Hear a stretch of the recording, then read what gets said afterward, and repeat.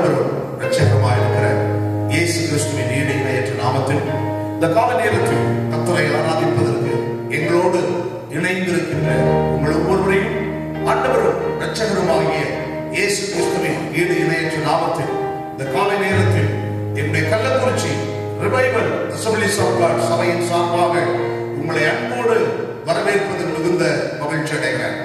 திருச்சபையில் இருக்கின்ற விசுவாச பிள்ளைகளாக இருக்கலாம், இல்லை என்றால் இந்த நிகழ்ச்சியை புதிதாக சாய்டிவின் வழியாக யூடியூப் வழியாக பார்க்கின்ற கர்த்தருடைய பிள்ளைகளாக இருக்கலாம், நண்பர்களாக இருக்கலாம், உறவினர்களாக இருக்கலாம். நீங்க யாரா இருந்தாலும் இந்த 1.5 மணி நேரம் என்னுடைய ஆராதனையில் என்னோடு கூட இணைந்து இருக்கிற இடத்தில் ஆலயத்தில் எவ்விதமாக இருந்து கர்த்தரை ஆராதிப்போமோ அதே உணர்வோடு அதே சிந்தனையோடு இன்றைக்கு இந்த கால நேரத்தில் கர்த்தரை ஆராதனை செய்வதற்கு உங்களை அன்போடு வரவேற்பதில் மிகுந்த மகிழ்ச்சி அடைகிறேன். நம்ம எல்லாரும் இணைந்து கண்களை மூடி இருக்கிற இடத்துல தேவ பிரசன்னம் நம்மை விடுவதுமாய் நிரப்பியதுபடியா பரிசுத்த ஆவியானவர் இந்த ஆராதனையிலே நம்முடைய மத்தியிலே இறங்கி வந்து நம்மை அபரிமிதமாய் ஆசீர்வதிக்கும்படி தேவனுடைய பிரசன்னம் தேவனுடைய கிருபை நாம் இருக்கிற இடத்தை முழுவதுமாய் நிரப்பும்படியாக நம்ம எல்லா வாய்களை திறந்து கர்த்தரை துதித்து ஸ்தோத்திரித்து ஆண்டவருடைய நாமத்தை நாம் மகிமைப்படுத்துவோமாக. ஹல்லேலூயா. பரிசுத்த ஆவியானவரே நம்மை துதிக்கிறோம், நம்மை ஸ்தோத்திரிக்கிறோம் ஆண்டவரே. ஹல்லேலூயா. கடந்த நாட்கள் முழுவதும் கர்த்தர் நம்மோடு கூட இருந்து நம்மை கண்மணி போல பாதுகாத்து அற்புதமாய் அதிசயமாய் தேவன் நம்மை நடத்தி வந்திருக்கிறார். ஒரு குறை வரவிடவில்லை. ஹல்லேலூயா. ஆகஸ்ட் மாதம் 1ஆம் தேதி இருந்து இந்த 30ஆம் தேதி வரையிலும் அவருடைய பிரசன்னம் நம்மோடு கூட தங்கி இருக்கிறது. கைகளை உயர்த்தி கர்த்தரை ஸ்தோத்திரம் பண்ணுங்க. ஹல்லேலூயா. நீ நல்லவர் ஆண்டவரே. சொல்லுங்க ஹல்லேலூயா. இந்த மாதத்தின் கடைசி ஞாயிற்றுக்கிழமையிலே தேவனுடைய பாதத்தில் அமர்ந்திருந்து ஜெபிக்கிற ஆராதிக்கிற நம்மேலாய் தேவன் அவருடைய வல்லமையை எழுப்பும்படி தேவனுடைய பிரசன்னத்தில் அவரை நிரப்பியரும்படியாக நாம் இருக்கிற இடத்துல பரிசுத்த ஆவியானவர் இறங்கி வந்து நம்முடைய மத்தியிலே அவர் உலாவியரும்படியாய் நம்முடைய பிரசன்னம் நம்முடைய மத்தியிலே வெளிப்படும்படியாய் கர்த்தரை ஸ்தோத்திரம் பண்ணுவோம். ஹல்லேலூயா. ஹல்லேலூயா. இயேசு கிறிஸ்துவின் ரத்தம் நாங்கள் இருக்கிற இடத்துல ஊற்றப்படுவதாக சொல்லுங்க. ஹல்லேலூயா. இயேசு கிறிஸ்துவின் அபிஷேகம் ஆண்டவரே நாங்கள் இருக்கிற இடத்திலே ஊற்றப்படட்டும் ஆண்டவரே. ஹல்லேலூயா. பரிசுத்த ஆவியானவர் இந்த ஆராதனைக்கு கர்த்தர் நம்மை தகுதிப்படுத்தும்படியாய் நம்மை பரிசுத்தமாக்கும்படியாய் ஆண்டவரே ஜெபம் பண்ணுங்க. ஆண்டவரே ஹல்லேலூயா. ஆராதனையிலே கர்த்தர் எங்களை பரிசுத்தப்படுத்தும்படியாய் நாங்கள் ஜெபிக்கிறோம். நல்ல ஒரு மனதின் ஆவியை கர்த்தர் நமக்குள்ள ஊற்றும்படி 1.5 மணி நேரம் வேற எந்த சிந்தனையும் இல்லாமல் வேற எந்த விதமான அலட்சியங்களும் இல்லாமல் வேற எந்த விதமான ஹல்லேலூயா போக்குவரத்துமாய் நாம் இல்லாதபடி அமர்ந்திருந்து கர்த்தர் இந்த 1.5 மணி நேரம் ஆராதிக்க தேவனுடைய பாதத்தில் இந்த 1.5 மணி நேரம் அமர்ந்திருப்பதற்கு தேவன் நமக்கு கிருபை தரும்படி கர்த்தரை ஸ்தோத்திரம் பண்ணுவோம். நீ நல்லவர் ஆண்டவரே. சொல்லுங்க. நீ மகிமையான தேவன் கர்த்தர். இன்னைக்கு உம்முடைய கிருபை எங்கள் மத்தியிலே அளவில்லாமல் ஊற்றும்படியாக நாங்கள் ஜெபிக்கிறோம். உம்முடைய பிரசன்னத்தினால் எங்களை நிரப்பும்படியாக நாங்கள் ஜெபிக்கிறோம். ஹல்லேலூயா. ஹல்லேலூயா. இன்னைக்கு இந்த ஆராதனையிலே தேவையோடு பிரச்சனையோடு வியாதியோடு எதிர்பார்ப்போடு பங்கு பெறுகிற ஒவ்வொரு பிள்ளைகளுடைய வாழ்க்கையிலும் தேவன் இன்றைக்கு ஒரு அற்புதம் செய்து அனுப்ப வேண்டும். ஜெபம் பண்ணுங்க. ஹல்லேலூயா. ஒருவேளை ஹல்லேலூயா டிவி வழியாக இந்த ஆராதனைகள் பார்த்து கொண்டிருக்கலாம். ஆனால் நீங்க எதிர்பார்க்கிற அற்புதத்தை கர்த்தர் இன்றைக்கு செய்யணும். ஹல்லேலூயா. விசுவாசத்தோடு ஜெபம் பண்ணுங்க. ஹல்லேலூயா. சரீரத்தில் ஒருவேளை இன்னைக்கு பலவீனத்தோடு இந்த நிகழ்ச்சியை நீங்கள் பார்த்து கொண்டிருக்கலாம். இந்த ஆராதனை முடிவதற்குள்ளதாக கர்த்தருடைய சரீரத்தில் ஒரு அற்புதத்தை இன்றைக்கு செய்ய வேண்டும். அதற்காக நாங்கள் எல்லோரும் இணைந்து நாங்கள் ஜெபிக்கிறோம். கர்த்தர் இன்னைக்கு ஒரு அற்புதத்தை தேவன் உங்களுக்கு செய்வீராக. ஹல்லேலூயா. ஹல்லேலூயா. இந்த நிகழ்ச்சியை பார்க்கின்ற ஆராதனை எங்களோடு இணைந்திருக்கின்ற ஒவ்வொருவரையும் தேவன் ஆசீர்வதிக்கும்படியாக நாங்கள் ஜெபிக்கிறோம். ஹல்லேலூயா. எல்லா விசுவாச பிள்ளைகளுடைய குடும்பத்துக்காக கர்த்தரை ஸ்தோத்திரம் பண்ணுங்க. எல்லாரும் சேர்ந்து ஹல்லேலூயா. நம்முடைய சபையில் இருக்கிற எல்லா விசுவாச பிள்ளைகளும் நம்முடைய ஆராதனையிலே நம்மோடு கூட இணைந்து கொள்வதற்கு ஆலயத்துக்கு வர முடியாமல் இருந்தாலும் ஹல்லேலூயா வீடுகளிலே கர்த்தரை ஆராதிக்கிறோம் என்கிற அந்த உணர்வோடு தேவனை ஆராதிப்பதற்கு தேவன் நம்முடைய திருச்சபையில் இருக்கிற எல்லா விசுவாசிகளுக்கும் அந்த பயபக்தியை கர்த்தரை இன்றைக்கு கொடுக்கும்படி கர்த்தரை ஸ்தோத்திரம் பண்ணுங்க. ஹல்லேலூயா. அவை ஸ்தோத்திரிக்கிற ஆண்டவரே. ஆவியானவரே மத்தியிலே நீர் உலாவும்படி எங்கள் மத்தியிலே நீர் அசைவாடும்படி ஜெபிக்கிறோம். இன்னைக்கு ஆராதனை ஆரம்பத்திலிருந்து முடியும் மட்டும் இந்த தெய்வீக பிரசன்னம் எங்களை ஆளுகை செய்யணும். இயேசுவின் நாமத்தில் ஜெபிக்கிறோம் எங்கள் நல்ல பிதாவே. ஆமென். ஆமென். ஆமென். ஹல்லேலூயா. ஹல்லேலூயா. அன்றைய நாம இணைப்பதாக மறுபடியும் ஆராதனையில் எங்களோடு இணைந்திருக்கின்ற எல்லோரையும் இயேசுவின் ஈடு இணையற்ற நாமத்தில் என்னுடைய சபையின் சார்பாக உங்களை வரவேற்பதில் மிகுந்த மகிழ்ச்சி அடைகிறேன். என்னோடு கூட இணைந்து சில பாடல்களை பாடி ஆண்டவருடைய நாமத்தை மகிமைப்படுத்தும்படி உங்களை அன்பாக கேட்கிறேன். தேவன் எந்த நடை ஆண்டவருடைய நாம மகிமைப்படுவதாக. நம்ம எல்லாரும் சேர்ந்து துதிப்போம், அல்லேலூயா பாடி மகிழ்வோம். மகிமை போற்று, மகிமை தேவ மகிமை, தேவ தேவனுக்கே மகிமை என்ற பாடலை கரங்களை தட்டி பாடி ஆண்டவருடைய நாமத்தை மகிமைப்படுத்துவோமாக.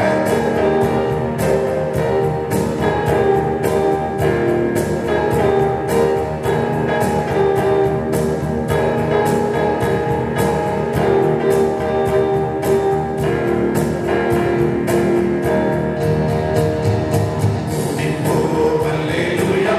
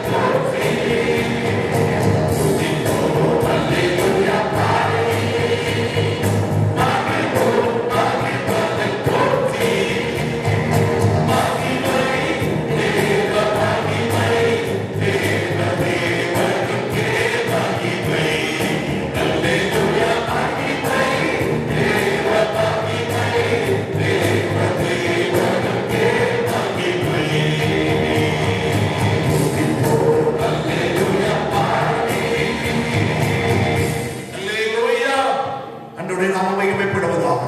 நடமாடுகிற எல்லா கொள்ளை நோய்களுக்கும் நம்மை நீங்களாக்கி பாதுகாக்கிற தேவன். ஹல்லேலூயா. ஆண்டவருடைய நாமம் மகிமைப்படுவதாக. இன்னொரு பாடலை பாடி ஆண்டவருடைய நாமத்தை மகிமைப்படுத்துவோம். தகப்பனே தந்தையே தலை நிமிர செய்தவர்கள் சேர்ந்து பாடி ஆண்டவரை மகிமைப்படுத்தும்படி உங்களை பார்க்கின்றேன்.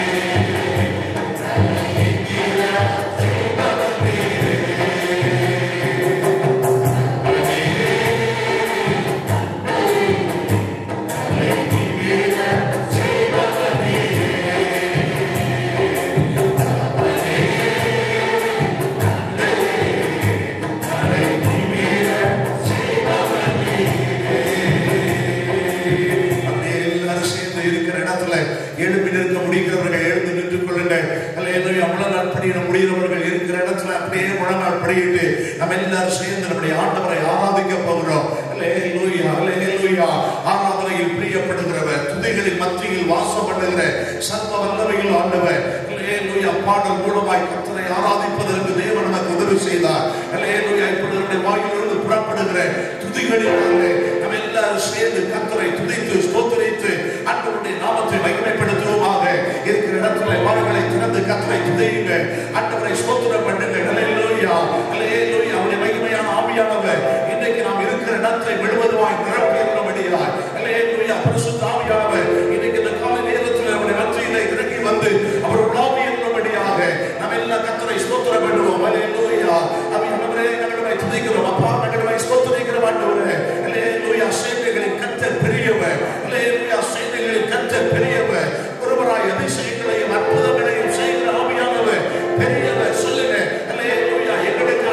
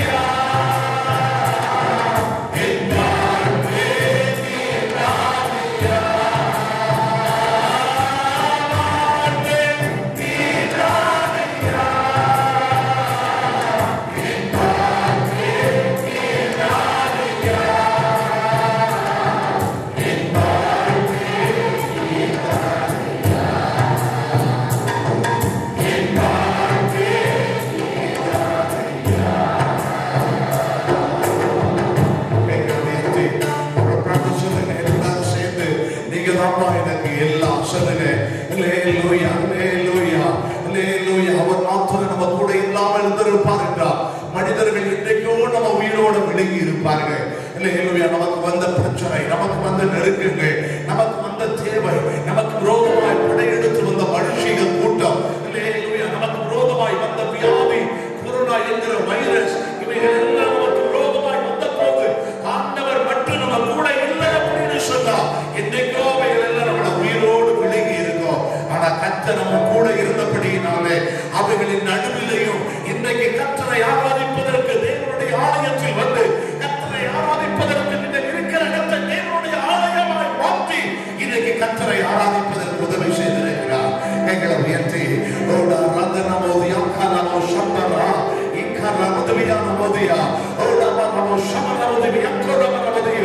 எல்லாம் சொல்லுங்க, நீங்க மட்டும்தான் சொல்லுங்க, நீங்க மட்டும்தான் மாறி போகக்கூடிய இந்த உலகத்தில் மாறாத தேவன் இயேசு கிறிஸ்துவின் ஒருவர் மட்டுமே.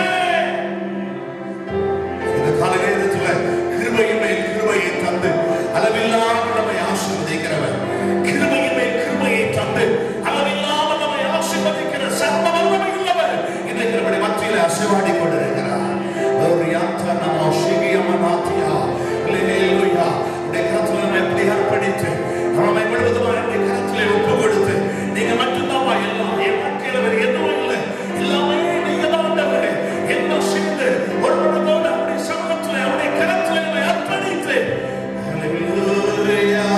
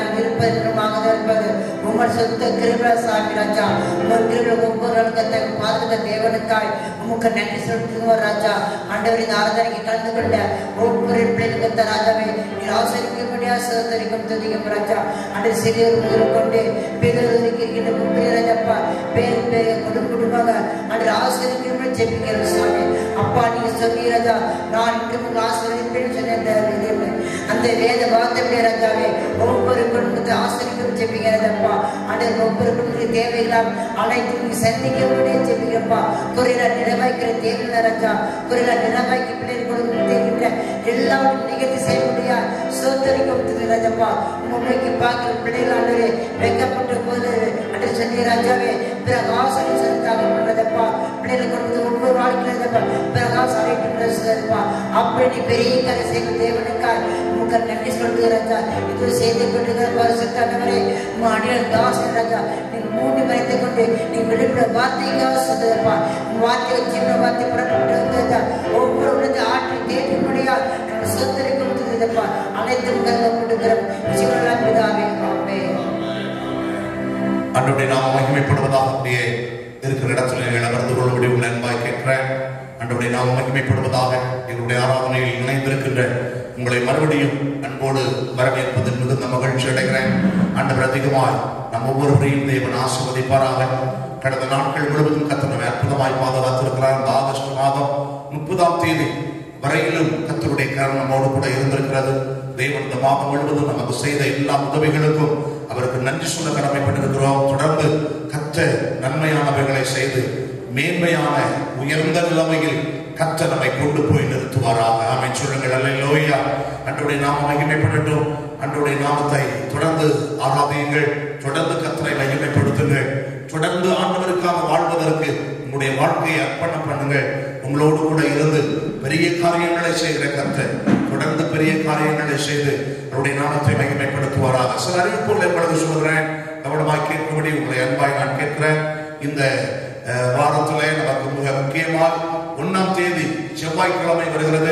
1ஆம் தேதி செவ்வாய்க்கிழமை நமக்கு நம்முடைய ஆலயத்தில் வைத்து காலை 5 மணியிலிருந்து 5:45 வரைக்கும் நமக்கு வாக்குத்தத்த ஆராதனை நேரடியாக நடைபெறும். வருகின்ற எல்லோருக்கும் அன்றைக்கு கர்த்தருடைய பந்தி ஆராதனையும் நமக்கு இருக்கிறது.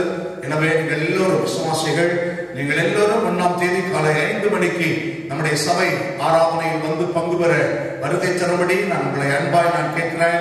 ஜெபங்களில் வாக்குத்தத்த ஆராதனையில் பங்கு பெற்று ஆண்டவருடைய ஆசீர்வாதங்களை பெற்றுக் கொள்ளும்படி உங்களை அன்பாய் கேட்கிறேன். ஆலயத்துக்கு வருவதற்கு வசதி இல்லாதவர்கள் நம்முடைய யூடியூப் சேனலில், நம்முடைய சபையில் இருக்கிற யூடியூப் சேனல் வழியாக நம்முடைய வாக்குத்தத்த ஆராதனை நேரடியாக ஒளிபரப்பு செய்யப்படும். அந்த ஆராதனையில் பங்கு பெற்று வீடுகளில் இருந்து கர்த்தரை நீங்கள் ஆராதிக்கும்படி உங்களை அன்பாய் நான் கேட்கிறேன். வருகின்ற ஞாயிற்றுக்கிழமை நமக்கு முதல் ஞாயிற்றுக்கிழமை. ஆண்டவருடைய நாமம் மகிமைப்படுவதாக.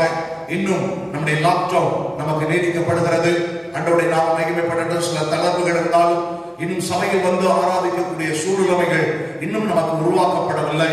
எனவே விசுவாசிகள் இந்த வாரம் இந்த செப்டம்பர் மாதம் முதல் ஞாயிற்றுக்கிழமையிலும் உங்களுடைய வீடுகளில் இருந்து கர்த்தரை ஆராதிப்பதற்கு நான் உங்களை உற்சாகப்படுத்துகிறேன். ஆண்டவர் உங்களை ஆசீர்வதிப்பாராக. நமக்கு ஞாயிற்றுக்கிழமை கர்த்தருடைய பந்தி போன மாதங்கள் எப்படி நமக்கு பரிமாறப்பட்டதோ அதை போல இந்த மாதத்திலையும் உங்களுக்கு பரிமாறப்படும். எந்தெந்த பகுதி, யாருடைய வீடுகள், எந்த நேரம் என்பதை எல்லாம் உங்களுக்கு வாட்ஸ்அப்பில் என்னுடைய நம்பரில் இருந்து உங்களுக்கு சென்ட் பண்ணுவேன். நீங்க அதை பார்த்து அந்தந்த நேரத்தில் அந்தந்த பகுதியில் இருக்கிற எல்லா விசுவாசிகளும் அந்த கர்த்தருடைய பந்தி ஆராதனையில், திருவிருந்து ஆராதனையில் பங்கு பெறுவதற்கு உங்களை நான் உற்சாகப்படுத்துகிறேன். கர்த்தர் உங்களை அதிகமாய் ஆசீர்வதிப்பாராக. அது மட்டுமல்ல, நான் ஏற்கனவே எல்லா வாரமும் சொல்லுவது போல காலை 7 மணிக்கு ஒவ்வொரு வாரமும் ஞாயிற்றுக்கிழமை காலை 7 மணிக்கு நமக்கு கச்சராயபாளையத்தில் ஆராதனை இருக்கிறது. 7 மணியிலிருந்து 8:45 வரைக்கும் அங்கே ஆராதனை நடத்துகிறோம். அந்த ஆராதனையில் பங்கு பெறுவதற்கு வாய்ப்பு இருக்கிறவர்கள் நீங்கள் நேரடியாக கச்சராயபாளையத்திலே காலை 7 மணி ஆராதனையில் நீங்கள் பங்கு பெறுவதற்கு நான் உங்களை உற்சாகப்படுத்துகிறேன். இரண்டாவது ஆராதனையாக காலை 9 மணிக்கு சாய் டிவியில நம்முடைய ஆராதனை டெலிகாஸ்ட் செய்யப்படுகிறது. ஆண்டவருடைய நாமம் மகிமைப்படுவதாக. லோக்கல் சேனல் நீங்கள் உங்களுடைய வீடுகளில் வைத்திருப்பீர்கள் என்று சொன்னால் காலை 9 மணிக்கு சாய் டிவிக்கு நீங்க டியூன் பண்ணுவீங்க என்று சொன்னால் காலை 9 மணியிலிருந்து 10:30 மணி வரைக்கும் நம்முடைய இரண்டாவது ஆராதனை சாய் டிவி வழியாக உங்களுக்கு ஒளிபரப்பு செய்யப்படுகிறது. அது மட்டுமல்ல, மூன்றாவது ஆராதனையாக நம்முடைய ஆலயத்தில் வைத்து காலை 9:30 மணிக்கு, எந்த வசதியும் இல்லை, டிவி இல்ல, வீட்டுல இன்டர்நெட் கனெக்ஷன் இல்ல, எங்க ஆண்ட்ராய்டு போன் இல்ல, ஆன்லைன்ல எந்த ஆராதனையும் என்னால் பங்கு பெற முடியவில்லை என்று சொல்லுகிறவர்கள் காலை 9:30க்கு நம்முடைய திருச்சபைக்கு நீங்கள் வருவீர்கள் என்றால், கள்ளக்குறிச்சியில் இருக்கின்ற நம்முடைய ஆலயத்துக்கு நீங்கள் வருவீர்கள் என்று சொன்னால், இங்கே மேலையும் கீழையும் சமூக இடைவெளியோடு கூட டிவியில உங்களுக்கு இந்த ஆராதனைகள் டெலிகாஸ்ட் செய்யப்படும். ஆண்டவருடைய நாமம் மகிமைப்படுவதாக. வருகின்ற ஞாயிற்றுக்கிழமை திருவிருந்து ஆராதனையும் அதோடு கூட இணைந்து நம்முடைய ஆலயத்தில் உங்களுக்கு கொடுக்கப்படும். எனவே இந்த ஆராதனைகளை நீங்கள் பயன்படுத்திக் கொள்ளும்படி உங்களை அன்பாக கேட்கிறேன். இந்த 3 ஆராதனைகளிலையும் பங்கு பெறுவதற்கு உங்களுக்கு வாய்ப்பு இல்லை என்றால், நீங்க யூடியூப் சேனல்லையோ பேஸ்புக்லயோ நீங்க இந்த ஆராதனையில் பங்கு பெற உங்களை உற்சாகப்படுத்துகிறேன். ஆண்டவருடைய கிருபையினாலே நமக்கு கச்சராயப்பான ஆலயத்திலையும் கள்ளக்குறிச்சி ஆலயத்திலையும் அநேகர் வந்து இந்த ஆராதனைகளில் நேரடியாக பங்கு பெற்றுக் கொண்டிருக்கிறீர்கள். உங்கள் எல்லோருக்கும் நன்றியை தெரிவிக்கிறேன். வீடுகளில் அந்த டிவி சேனல்ல பார்க்கிறவங்க வீடுகளில் இருந்து கர்த்தரை ஆராதிக்கிறீர்கள், உங்களுக்கு நன்றி செலுத்துகிறேன். எந்த வசதியும் இல்லை என்றால் யூடியூப்ல நீங்க நம்முடைய ஆராதனைகளை எங்களோடு கூட இணைந்து கொள்ளும்படி உங்களை அன்பாக கேட்கிறேன். கர்த்தர் உங்களை ஆசீர்வதிப்பாராக. ஒவ்வொரு வாரமும் நான் சொல்வது போல தினமும் காலையில விடியற்கால வெளிச்சம் என்கிற ஒரு நிகழ்ச்சி நம்முடைய சபையின் மூலமாக ஒளிபரப்பு செய்யப்படுகிறது. காலையில் ஜெபத்தோடு ஒரு வேத தியானத்தோடு அந்த நிகழ்ச்சி உங்களுக்கு ஒளிபரப்பு செய்யப்படுகிறது. அந்த நிகழ்ச்சியையும் நீங்கள் பார்த்து தேவ ஆசீர்வாதத்தை பெற்றுக் கொள்ளும்படி உங்களை நினைவுபடுத்துகிறேன். கர்த்தர் உங்களை ஆசீர்வதிப்பாராக. ஆண்டவருக்காக கொடுக்கிற ஒரு நேரம் ஆண்டவருடைய நாம் மகிமைப்படுவதாக உங்களுடைய கைகளிலே நீங்கள் செலுத்தக்கூடிய காணிக்கைகளை எடுத்துக் கொள்ளுங்கள். ஆண்டவருடைய ஊழியத்துக்காக கொடுத்த ஒருவரையும் ஆண்டவர் வெட்கப்படுத்துவதில்லை. நமக்கு பல தேவைகளை மத்தியிலையும் தேவ ஊழியத்தை இதுவரையிலும் நீங்கள் கனப்படுத்திக் கொண்டிருக்கிறீர்கள். ஆண்டவருடைய ஊழியத்துக்காக நீங்கள் கொடுத்துக் கொண்டிருக்கிறீர்கள். கர்த்தர் நம்மையும் நம்முடைய சபையையும் நம்முடைய ஊழியத்தையும் தேவன் அதிசயமாய் நடத்தி கொண்டிருக்கிறார். ஆண்டவருடைய நாம் மகிமைப்படுவதாக கொடுக்கிறவர்கள் ஒவ்வொருவரையும் தேவன் இன்னும் தொடர்ந்து ஆசீர்வதிப்பாராக. இன்னும் தொடர்ந்து நீ மகிமையான காரியங்களை தேவன் செய்து அதிசயங்களை காண்பதற்கு கர்த்தர் உங்களுக்கு அனுக்கிரகம் பண்ணுவாராக. கண்களை மூடி நம்முடைய காணிக்கைக்காக நாம் ஜெபிப்போம். சர்வ வல்லமைகளை எல்லாம் ஆண்டவரே ஆசீர்வதிக்கப்பட்ட நேரத்துக்காக வைத்திருக்கிறோம். ஆராதனையிலே நமக்காக கொடுக்கக்கூடிய ஒரு நேரத்தை எங்களுக்கு தந்திருக்கிறேன். எதற்காக ஸ்தோத்திரம். கர்த்தர் எங்களுக்கு தந்தவைகளில் இருந்து ஒரு சிறிய பகுதியை உமக்காக நாங்கள் கொடுக்கிறோம். உமக்காய் கொடுப்பது நிமித்தம் பிள்ளைகள் ஒவ்வொருவரும் ஆசீர்வதிக்கப்படட்டும். பிள்ளைகளுடைய தேவைகளை சந்தையும் ஆச்சரியமாய் இந்த மாதம் முழுவதும் நடத்தியவர் தொடர்ந்து இருக்கிற நாட்களிலேயும் கர்த்தர் எங்களை அற்புதமாய் நடத்தும். உடைய கரங்களில் ஒப்புக் கொடுக்கிறோம். இயேசுவின் நாமத்தில் ஜெபிக்கிறோம் எங்கள் நல்ல பிதாவே, ஆமென். கர்த்தர் உங்களை ஆசீர்வதிப்பாராக. இப்பொழுது ஜெனி முன்பதாய் வந்து ஒரு விசேஷித்த பாடல் பாடும்போது ஆண்டவருக்காக கொடுக்கிற காணிக்கைகளை நீங்கள் செலுத்தும்படி அன்பாய் கேட்கிறேன். வீடுகளில் இருப்பீர்கள் என்றால் நீங்கள் செலுத்தக்கூடிய காணிக்கைகளை உடைய கைகளில் வைத்திருங்கள். நீங்கள் கொடுக்க வாய்ப்பு இருக்கும் போது கர்த்தரை கனப்படுத்துங்கள். கர்த்தர் உங்களுக்கு உதவி செய்வாராக.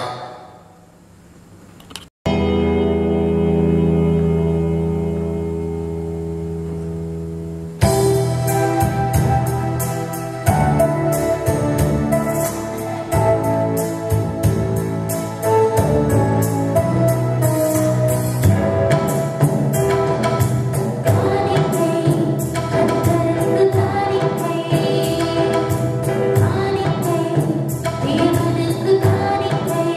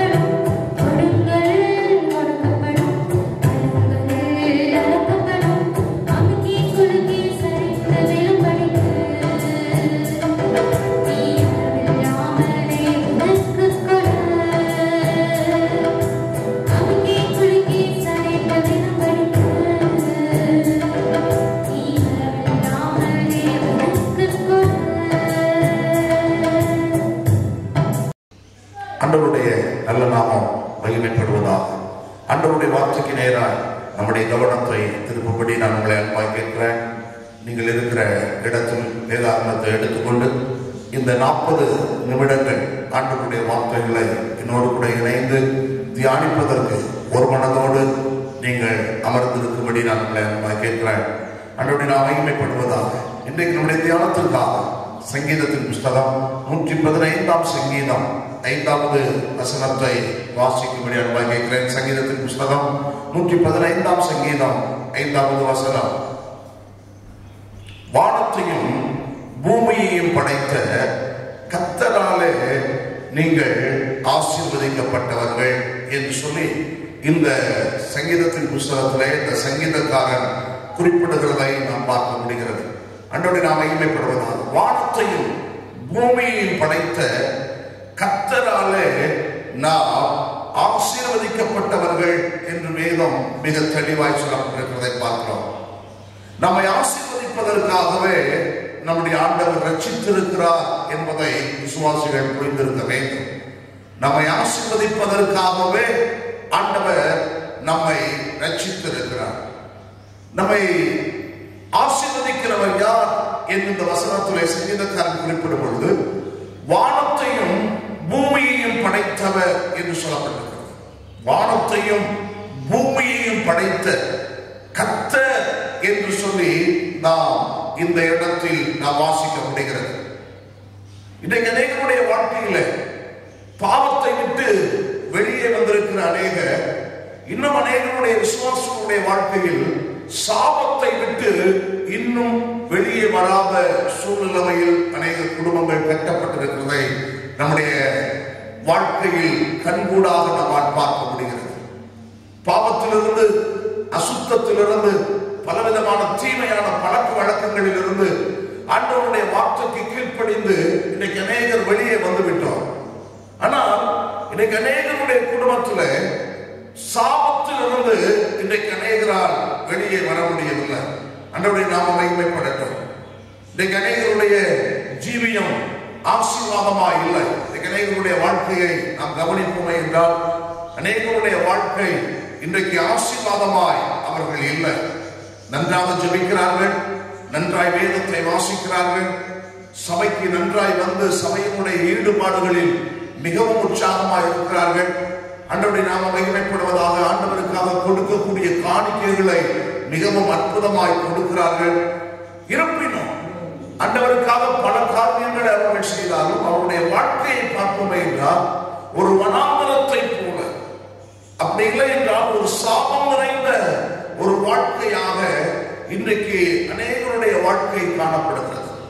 அநேகருடைய வாழ்க்கையில் இருக்கிற வெறுமை இன்னும் மாறவில்லை. பலவிதமான காரியங்களிலே வெறுமை உள்ளவர்களாக அவர்கள் இருக்கிறதை நம்மால் பார்க்க முடிகிறது.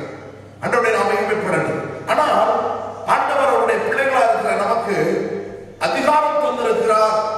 ஆண்டவர் அவருடைய பிள்ளைகளாக இருக்கிற நம்மை ஆசீர்வதிப்பதற்காக அழைத்திருக்கிறார் என்கிற நம்பிக்கை கர்த்தருடைய பிள்ளைகள் ஒவ்வொருடைய வாழ்க்கையிலும் அவசியம் தேவை. மத்தேயு எழுதிய சுவிசேஷத்தின் புஸ்தகம் 28ஆம் அதிகாரம் 18வது வசனம் இவ்விதமாய் சொல்கிறது. அப்பொழுது இயேசு சமீபத்தில் வந்து அவர்களை நோக்கி, வானத்திலும் பூமியிலும் சகல அதிகாரமும் எனக்கு கொடுக்கப்பட்டிருக்கிறது என்று சொல்லி கூறுகிறார். பரமேறுகிற நேரத்தில் தம்முடைய சீஷர்களை பார்த்து அன்றைக்கு இயேசு குறிப்பிடுகிறார். அவர்கள் எல்லோரையும் வரவழைத்து, வானத்திலும் பூமியிலும் சகல அதிகாரம் எனக்கு கொடுக்கப்பட்டிருக்கிறது என்று சொல்லுகிறார். இன்னும் லூக்கா எழுதின சுவிசேஷத்தின் புஸ்தகம் 10ஆம் அதிகாரம் 19வது வசனத்தை வாசிப்பீர்கள் என்றால் அதை சொல்லப்பட்டிருக்கிறது. இதோ சர்ப்பங்களையும் தேள்களையும் மிதிக்கவும் சத்துருவனுடைய சகல வல்லமையையும் மேற்கொள்ளவும் உங்களுக்கு அதிகாரம் கொடுக்கிறேன், ஒன்றும் உங்களை சேதப்படுத்த மாட்டாது என்று சொல்லி ஆண்டவர் ஊழியத்துக்காக 70 சீஷர்களை தேர்ந்தெடுத்து 70 பேரை தேர்ந்தெடுத்து ஊழியத்துக்காக அந்த 70 பேரையும் அனுப்பும் போது ஆண்டவர் உங்களுக்கு அந்த அதிகாரத்தை கொடுக்கிறேன் என்று சொல்லி அனுப்புவதை பார்க்கிறோம். இன்னும் மத்தேயு எழுதின சுவிசேஷத்தின் புஸ்தகம் 10ஆம் அதிகாரம் 1வது வசனத்தை நாம் வாசிப்போம் என்றால், அப்பொழுது அவர் தம்முடைய 12 சீஷர்களையும் தம்மிடத்தில் வரவழைத்து அசுத்த ஆவிகளை துரத்தவும் சகல வியாதிகளையும் சகல நோய்களையும் நீக்கவும் அவர்களுக்கு அதிகாரம் கொடுத்தார் என்று சொல்லப்பட்டிருக்கிறது. கவனியுங்கள், இயேசுவுக்கு அதிகாரம் கொடுக்கப்பட்டிருக்கிறது. அவருடைய ஊழியத்தை செய்வதற்காக 70 பேரை தேர்ந்தெடுத்து ஊழியத்தை செய்வதற்காக அனுப்பப்பட்ட அந்த 70 பேருக்கும் இயேசு அதிகாரத்தை கொடுக்கிறார். அவருடைய 12 சீஷர்களுக்கு இயேசு அதிகாரத்தை கொடுக்கிறதை பார்க்கிறோம். ஆண்டவரை நாம் மகிமைப்படுவதா? அப்ப இந்த அதிகாரத்தை கொடுக்கிறவர் யார்? வேதம் சொல்றது வானத்தையும் பூமியையும் உண்டாக்கிய கர்த்தர். அப்ப இந்த வானத்தையும் பூமியையும் உண்டாக்கிய கர்த்தர் நம்முடைய வாழ்க்கையில் சாபத்தை அல்ல, அவர் சொல்லுகிறார் ஆசீர்வதிப்பதற்காகவே, உன்னை ஆசீர்வதிப்பதற்காகவே என்று அவர் தெளிவாய் குறிப்பிடுவதை பார்க்கிறோம். இந்த கால நேரத்தில் ஆண்டவருடைய வார்த்தைகளை தியானித்துக் கொண்டிருக்கிற நம் ஒவ்வொருடைய வாழ்க்கையிலும் கர்த்தர் நம்மை ஆசீர்வதிப்பதற்காகவே தெரிந்தெடுத்திருக்கிறார். நம்முடைய வாழ்க்கையில் நம்மை சபிப்பதற்கு அல்ல, சாபத்துக்குள் இருப்பதற்கு அல்ல, வெறுமையில் இருப்பதற்கு அல்ல, தரித்திரத்தோடு கூட இருப்பதற்கு அல்ல, ஒரு வனாந்தரத்தில் இருக்கக்கூடிய அந்த உணர்வை பெற்றுக்கொண்டு வனாந்தரத்தில் இருக்கக்கூடிய அனுபவத்தை பெற்று வாழ்வதற்காக ஆண்டவர் நம்மை அழைக்கவில்லை. அதற்கு ஆண்டவர் நமக்கு அதிகாரம் தரவில்லை. ஆண்டவர் நம்மை அழைத்ததனுடைய நோக்கம் நம்மை ஆசீர்வதிப்பதற்காகவே என்கிற விசுவாசம் நமக்கு அவசியம் தேவை. கரங்களை உயர்த்தி மகிமைப்படுத்துங்க. அல்லேலூயா. இருக்கிற இடத்துல சொல்லுங்க, ஆண்டவர் என்னை ஆசீர்வதிப்பதற்காகவே அழைத்திருக்கிறார். என்னை அழைத்தவர் வானத்தையும் பூமியையும் படைத்த சர்வ வல்லமையுள்ள கர்த்தர் என்கிற உணர்வை நம்ம ஒவ்வொருடைய வாழ்க்கையில் பெற்றுக்கொள்ள வேண்டும். அன்றைய நாம் மகிமைப்படுவதா?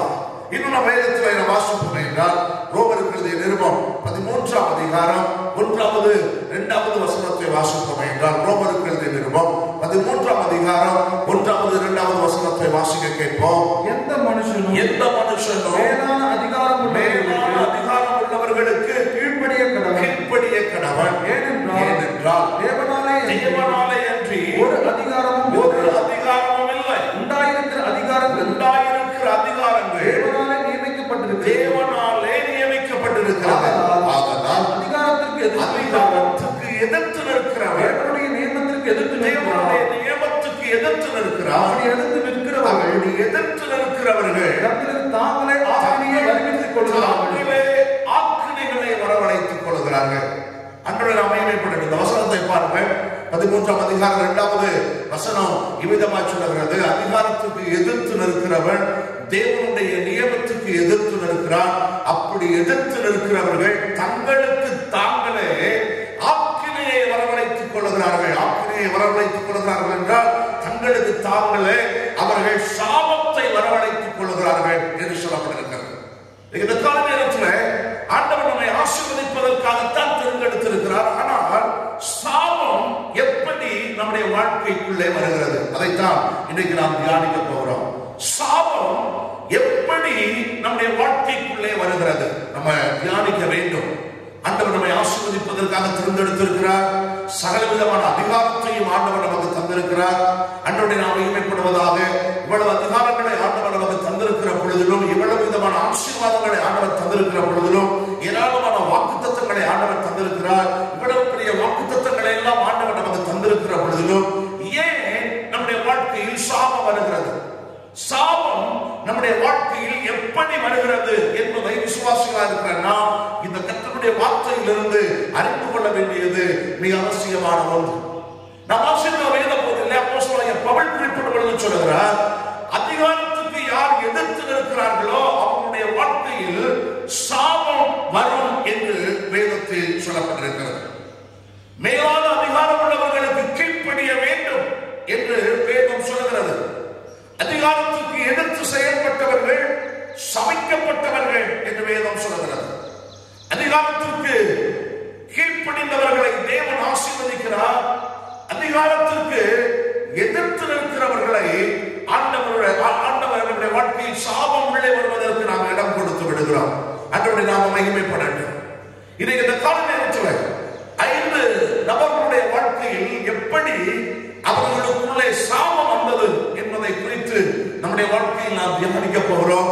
ஆனால் நம்முடைய வாழ்க்கை, நம்முடைய குடும்பம் சாபம் வந்திருக்கின்ற குடும்பமாய் அல்ல. ஆண்டவர் விரும்புவது நீங்கள் ஒரு ஆசீர்வதிக்கப்பட்ட குடும்பமாய் இருக்க வேண்டும் என்றுதான். ஆமென் சொல்லுங்கள். அல்லேலூயா. ஆண்டவரை நாம் மகிமைப்படுவது, அவருடைய குடும்பத்தில் சாபம் இருப்பது ஆண்டவருக்கு விருப்பம் இல்லை. அன்றோடு நாம் மகிமைப்படுவதாக. அநேக நேரத்தில் நம்முடைய வாழ்க்கையில் நாமவே சாபத்துக்குட்படுத்தப்படுகிறோம், நாமவே சாபத்துக்குள்ள போய் மாட்டிக்கொள்ளுகிறோம். 5 பேருடைய வாழ்க்கையில் எப்படி நம்முடைய வாழ்க்கையில் அந்த சாபம் வந்தது என்பதை குறித்து இன்றைக்கு நாம் தியானிக்க போகிறோம். நாம் தியானிக்கும் போதே நீங்கள் ஒரு தீர்மானம் எடுக்க வேண்டும். என் குடும்பத்தில் இப்படியெல்லாம் சாபம் வந்திருக்கும் என்றால் சாபத்திலிருந்து இந்த வாரத்தில் நான் விடுதலை ஆக்கப்பட வேண்டும். சாப கட்டுகளில் இருந்து ஆண்டவர் என்னை விடுதலையாக்கி என்னையும் என்னுடைய குடும்பத்தில் உள்ளவர்களையும் ஆசீர்வாதம் உள்ளவர்களாய் தேவன் மாற்ற வேண்டும் என்கிற விசுவாசத்தோடு இன்றைக்கு ஆண்டவருடைய வார்த்தைகளை நீங்கள் தியானிக்கும்படி உள்ள அன்பாக கேட்கிறார். ஆண்டவரை நாம் மகிமைப்படுவதாக.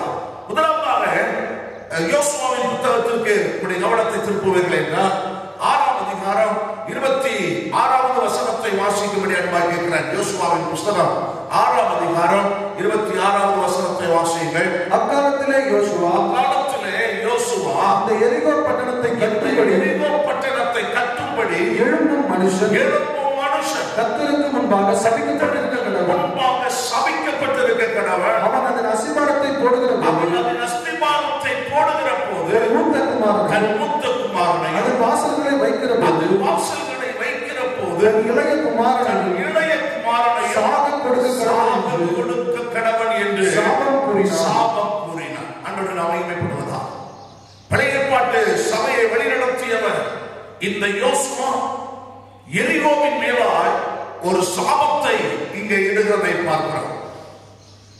எரிகோவின் மேலாய் இந்த சாபத்தை அவர் இடுகிறார். அவர் என்ன சொல்கிறார் என்று சொல்லப்பட்டிருக்கிறது, இந்த எரிகோ பட்டணத்தை கட்டும்படி எழும்பும் மனுஷன் கர்த்தருக்கு முன்பாக சபிக்கப்பட்டவன். அவன் அதன் அஸ்திபாரத்தை போடுகிற போது தன் மூத்த குமாரனையும் அதன் வாசல்களை வைக்கிற போது தன் இளைய குமாரனையும் சாக கொடுக்க கடவன் என்று சாபம் கூறினார்.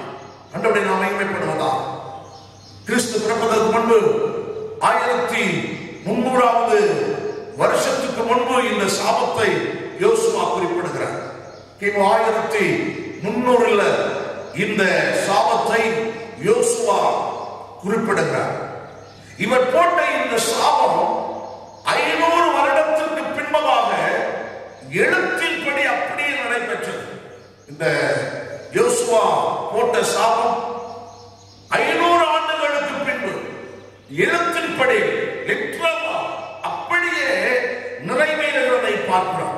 1 ராஜாக்களின் புத்தகம் 16ஆம் அதிகாரம் 34வது வசனத்தை நாம் வாசிப்போம் என்றால் 1 ராஜாக்களின் புத்தகம் 16ஆம் அதிகாரம் 34வது வசனத்தை வாசிக்க கேட்போம். அவன் நாட்களில்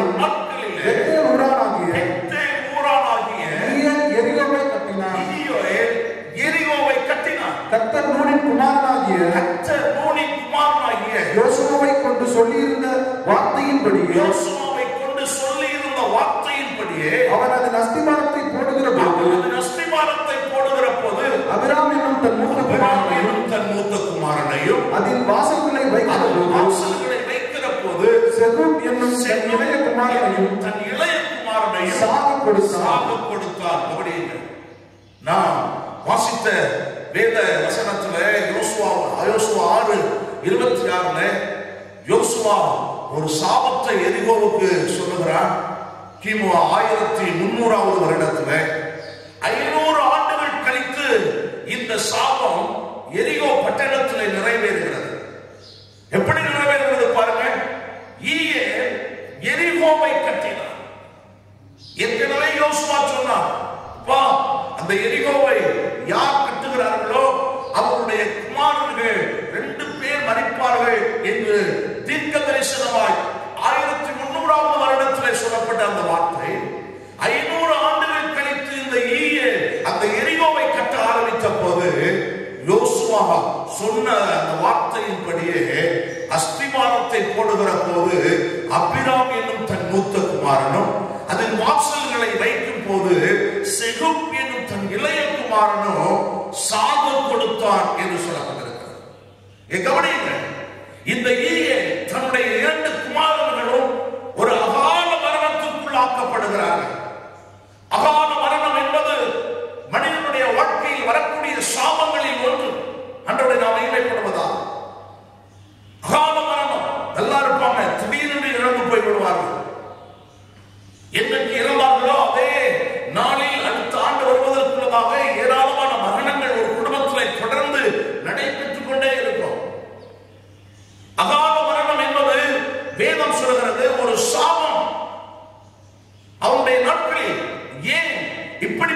சாபத்தை யோசுவா இந்த எரிகோ பட்டணத்தின் மேல் சொன்னார் என்று சொன்னார். இந்த எரிகோ பட்டணம் ஆண்டவர் வாக்கு பண்ணிய கானானுக்குள்ளே போவதற்கு தடையாயிருந்த ஒரு பட்டணம். அதனால்தான் இங்கே யோசுவா இந்த எரிகோ பட்டணத்தை அவன் சபிக்கிறான். இஸ்ரவேல் ஜனங்கள் வாக்குத்தத்தம் பண்ணப்பட்ட கானானுக்குள்ளே போவதற்கு இந்த பட்டணம் தடையாயிருக்கிறது. தடையாயிருக்கிறதை யோசுவா பார்க்கிறான். தடையாயிருக்கிறதை யோசுவா பார்க்கிறபடியாலே இந்த பட்டணத்தை அவன் சபிக்கிறதை நாம் வேதத்தில் பார்க்க முடியும். ஆண்டவரே நாம் மகிமைப்படுவதா? அப்ப நம்முடைய வாழ்க்கையில் சாபம் எப்படி நம்முடைய வாழ்க்கைக்குள்ளே வருகிறது? கவனியுங்கள். சாபம் எப்படி நம்முடைய வாழ்க்கைக்குள் வருகிறது என்றால், தேவனுடைய ஊழியத்திற்கு, தேவனுடைய வாக்கு தத்தத்திற்கு, தேவனுடைய ஊழியக்காரர்களுக்கு யாரெல்லாம் தடையாய் எழுப்பி இருக்கிறார்களோ, யாரெல்லாம் எதிராக எழுப்பி இருக்கிறார்களோ, அவருடைய வாழ்க்கையில் சாபம் வரும். அன்றைய அமைப்பட்ட சாபம் எப்படி நம்முடைய வீட்டுக்குள்ள வருது? நீங்க நல்லா பார்த்துக்கோங்க, நல்லா கவனிங்க. சாபம் நம்முடைய வீட்டுக்குள்ள எப்படி வருகிறது என்றால், ஆண்டவருடைய வேலைக்கு விரோதமாக, ஆண்டவருடைய ஊழியத்துக்கு விரோதமாக, தேவனுடைய சபைக்கு விரோதமாக, தேவனுடைய ஊழியர்களுக்கு விரோதமாக, வாக்கு தத்தத்துக்கு விரோதமாக, யாரெல்லாம் கர்த்தருடைய பிள்ளைகளுக்கு விரோதமாய் எதிர்த்து இருக்கிறார்களோ அவருடைய வாழ்க்கையில் சாபம் வருகிறது. இங்கே எரிகோ பட்டணம் ஆண்டவர் வாக்கு பண்ணிய கானானுக்குள்ளே போவதற்கு தடையாய் அந்த பட்டணம் இருந்தது. அந்த பட்டணம் தடையாய் இருந்தபடியினாலே அந்த பட்டணத்தின் மேலால் சாபம் வருகிறது. ஆண்டவரே நாம் மகிமைப்பட்டோம்.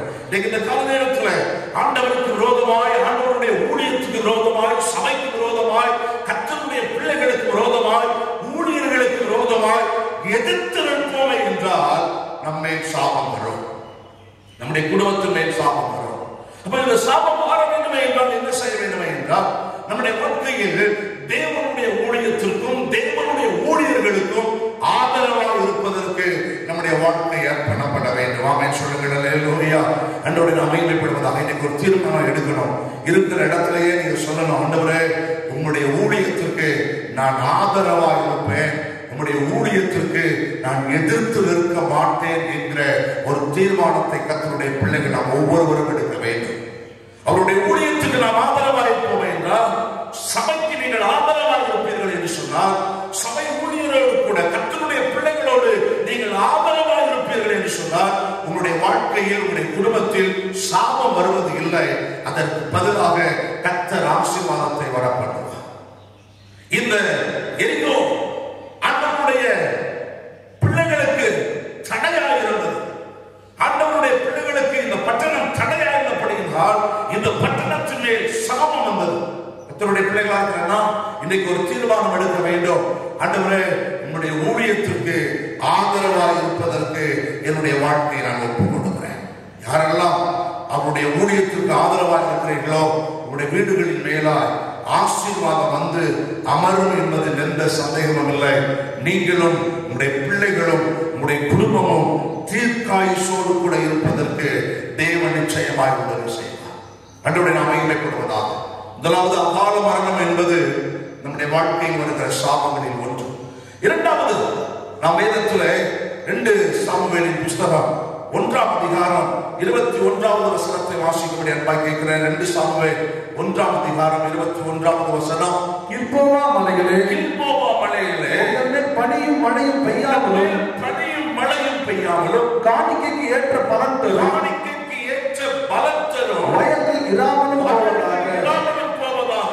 அங்கே பராக்கிரமசாலிகளுடைய கேடகம் அவமதிக்கப்பட்டது. சவுல் தைலத்தால் அபிஷேகம் பண்ணப்படாதவர் போல அவர் கேடகம் அவமதிக்கப்பட்டது. ஆண்டவர் இரண்டாவது சாபம் எப்படி ஒரு குடும்பத்துக்குள்ளே வருகிறது என்பதை உங்களுக்கு காண்பித்துக் கொடுக்கிறார் விரும்புகிறேன். இங்கே பாருங்கள், ஆண்டவர் சொல்கிறார், கீழ்போவா மலைகளே, உங்கள் மேல் பனியும் மழையும் பெய்யாமலும் காணிக்கைக்கு ஏற்ற பலன் தரும் வயல்கள் இராமலும் போவதாக என்கிற ஒரு சாபம் இங்கே சொல்லப்படுகிறது. ஆண்டவருடைய நாமம் மகிமைப்படுவதாக. கவனியுங்கள், உங்கள் மேல் பனியும் மழையும் பெய்யாது, காணிக்க போடுறதுக்கு கூட கையில காசு இருக்காது. பண சாபம். அநேக குடும்பங்கள்ல பண நெருக்கடிக்குள்ளே இருக்கிறோம். பண கஷ்டம் என்பது சாபத்துக்கு அடையாளமாய் சொல்லப்பட்டிருக்கிறது. 8 மணி நேரம் வேலை செய்கிறோம். 8 மணி நேரம் வேலை செய்தாலும் இன்றைக்கு அநேகருடைய வாழ்க்கையில் ஆசீர்வதிக்கப்பட முடியவில்லை. ஓவர் டைம் பண்ணணும்னு நினைக்கிறோம். 8 மணி நேரம் வேலை செய்யறதா 12 மணி நேரம் வேலை செய்ய வேண்டும் என்று முயற்சி செய்கிறோம். சிலர் 16 மணி நேரம் வரைக்கும் வேலை செய்யறாங்க. 16 hours ஒவ்வொரு நாளும் வேலை செய்ய வேண்டும் என்று சொல்லி காலையில் இருந்து இரவு வரைக்கும் மாநாக்கடந்து வேலை செய்யறாங்க. ஆனால் இன்றைக்கு அநேகருடைய வாழ்க்கையில் ஆசீர்வாதம் இல்லை. ஆனால் வேதம் சொல்கிறது கர்த்தருடைய ஆசீர்வாதமே ஐஸ்வர்யத்தை தரும், அதோடு கூட அவர் வேதனையை கூட்டார் என்று வேதம் தெளிவாய் சொல்லப்பட்டிருக்கிறது. இன்றைக்கு அநேகர் அதை புரிந்து கொள்வதில்லை. ஆண்டவருடைய ஆசீர்வாதம் தான் என்னுடைய வாழ்க்கையில் ஆசீர்வாதத்தை கொடுக்கும். ஆண்டவருடைய ஆசீர்வாதம் இல்லாமல் நான் ஆசீர்வதிக்கப்பட முடியாது என்கிற உணர்வு இன்றைக்கு அநேகருக்கு இல்லை.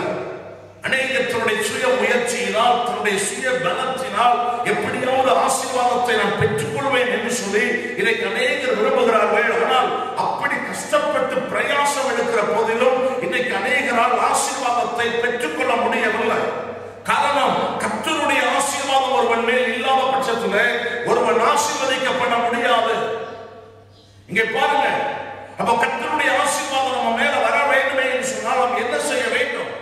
கர்த்தருடைய ஆசீர்வாதம் நம்ம மேல் வர வேண்டும் என்றால் நாம் முழங்கால் படியிட்டு வேதத்தை நன்றாய் தியானித்து சபையிலே வந்து பல மணி நேரமாக தேவ சமூகத்திலே விழுந்து கிடந்து ஆண்டவருக்கு பிரியமுள்ள வாழ்க்கை யார் வாழ்வதற்கு தன்னுடைய வாழ்க்கையை அர்ப்பணிக்கிறார்களோ அவருடைய வாழ்க்கையிலே கர்த்தர் அவர்களை ஆசீர்வதிக்கிறார்.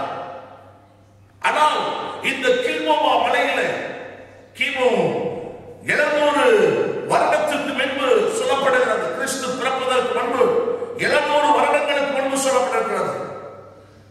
இதுவரையிலும் இஸ்ரவேல் ஜனங்கள் இஸ்ரவேல் தேசத்தில் இந்த கில்போவா என்கிறதான மலையில எப்படியாவது பயிர் வகைகளை இல்லை என்றால் ஏதாவது விவசாயத்தை நாம் செய்துவிட வேண்டும் என்று கில்போவா மலையிலே விவசாயத்தை இப்பொழுது வரைக்கும் செய்து கொண்டிருக்கிறார்கள். ஆனால் அவர்களால் அந்த மலை பகுதியிலே எந்த விளைச்சலையும் அவர்களால் விளைய செய்ய முடியவில்லை. ஏன் தாவீது இந்த கில்போவா மலையை பார்த்து சபிக்கிறார்? கவனியுங்கள். ஒரு விளைச்சலும் இருக்காது, காணிக்கை கொடுக்க கூட கையில பணம் இருக்காது என்று சொல்லக்கூடிய அளவுக்கு இந்த கில்போவா மலையை பார்த்து தாவீது ஏன் சபித்தார்? இந்த இடத்துலதான் சவுல் ராஜாவும் அவருடைய குமாரனாகிய யோனத்தானும் மரித்த இடம் இந்த கில்போவா மலை. கவனியுங்கள். தேவனால் அபிஷேகம் பண்ணப்பட்ட இந்த சவுல் ரத்தம் சிந்திய இடம். இங்கதான் 2 பேரும் கொலை செய்யப்படுகிறார்கள். அப்ப தேவனுடைய மனுஷன், தேவனுடைய அபிஷேகத்தை பெற்றவன். ஒருவேளை சவுல் தன்னுடைய வாழ்க்கையில் திசை மாறி போனாலும் ஆண்டவர் இவன் என்னால் அபிஷேகம் பண்ணப்பட்டவன் என்கிற எண்ணத்தை ஆண்டவர் ஒருபோதும் கைவிடவில்லை. ஆண்டவரை நாம் மகிமைப்படுவதாக. அப்ப தேவனால் அபிஷேகம் பண்ணப்பட்ட ஒரு மனிதனுடைய ரத்தம் இந்த கில்போவா மலையிலே சிந்தப்பட்டபடியினாலே அந்த பூமி சபிக்கப்பட்ட பூமியாய் மாறியது. ஆண்டவரை நாமம் மகிமைப்படுவதாக. அப்போ இதனால நான் உங்களுக்கு கற்றுக் கொடுக்கக்கூடிய காரியம் என்ன என்று சொன்னால், நாம் மற்றவர்களுக்கு நன்மை செய்ய முடியாவிட்டாலும் ஒருபோதும் மற்றவர்களுடைய குடும்பத்திற்கு தீமை செய்ய வேண்டும், மற்றவருடைய குடும்பத்தை கெடுக்க வேண்டும் என்கிற எண்ணம் நமக்குள்ளே வறுமை என்றால் நம்மேல் சாபம் வரும். நம்மேல் சாபம் வரும். மற்றவங்களுக்கு நன்மை செய்ய முடியுதோ நன்மை செய்ய முடியலையோ அது 2வது பக்கம்.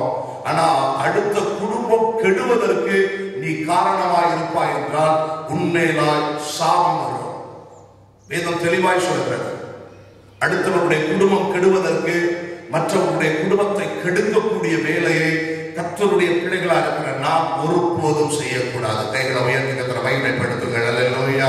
ஆண்டவரை நாம் மகிமைப்படுவதாக. அவங்க மற்றவங்க குடும்பத்து மேல தவறு இருக்கலாம், மற்றவங்க குடும்பத்துல உள்ளவங்க பலவிதமான தவறான வழிகளில் இருக்கலாம்.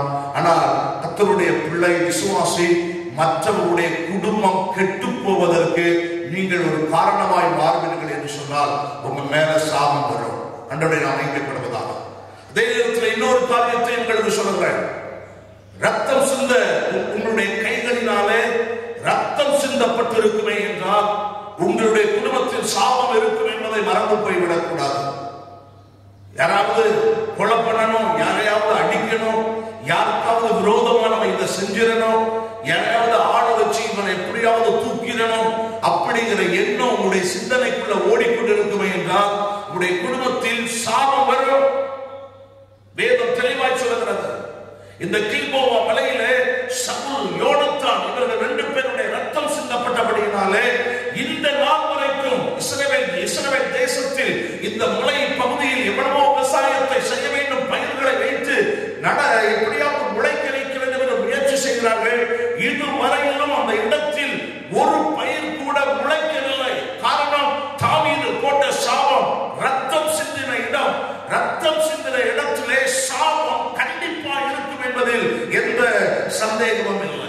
எனவே என்னுடைய வாழ்க்கையிலே பொருளாதார கஷ்டம், இந்த சாபத்திலிருந்து விடுதலையாக்கப்படுவதற்கு ஆண்டவரை நாம் மகிமைப்படுவதாக, மற்றவர்களுக்கு நன்மை செய்வதற்கு நம்முடைய வாழ்க்கையை அர்ப்பணிக்க வேண்டும். அது மட்டுமல்ல, நம்முடைய வாழ்க்கையில தேவனுடைய சமூகத்தில் வந்து காத்து வந்து வேதத்தை தியானித்து அவருடைய பாதத்தில் விழுந்து கிடக்கும் போது கர்த்தர் நம்முடைய வாழ்க்கையில் அந்த சாபத்தை மாற்றி ஆசீர்வாதத்தை வரப்பண்ணுவார். ஆமென் சொல்லுங்கள். அல்லேலூயா.